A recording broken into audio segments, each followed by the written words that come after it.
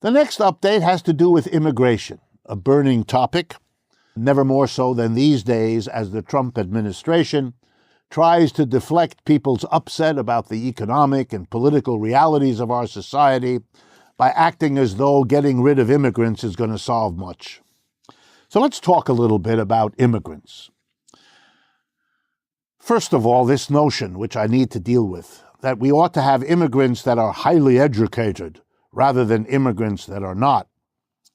Let's go into that. Number one, it's bizarre coming from Mr. Trump, who wants to make America great again, because if America was great, because that's what it means to make it great again, then it had to do that greatness with a flow of immigrants, the likes of which no other country on earth has ever had.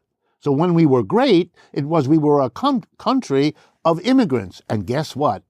From the beginning, the overwhelming majority of immigrants had no formal education whatsoever. They were uneducated people. And it took the United States to show the world that you may be uneducated in some ways, but you have lots of ingenuity, lots of skill, lots of commitment, and lots of hard work that can make a country great.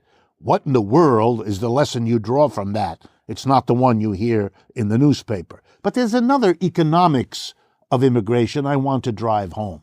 Let's suppose the United States were successful in getting educated people to come into the United States.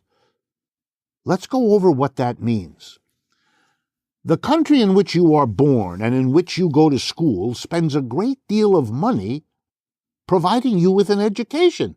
It is very expensive to have schools, hire teachers, provide learning materials, etc., etc.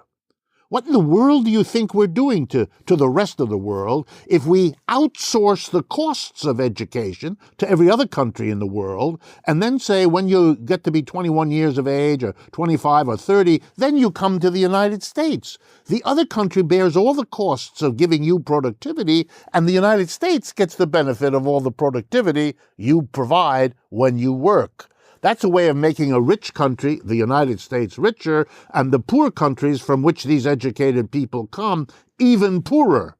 They have to bear the costs of the education, and they don't get the benefit because the person leaves. That's a real serious problem, and it has been a serious problem for a long time. To act as though there's no cost to the rest of the world means that you're going to make the inequality in the world between rich and poor countries worse by this sort of immigration. Take everybody.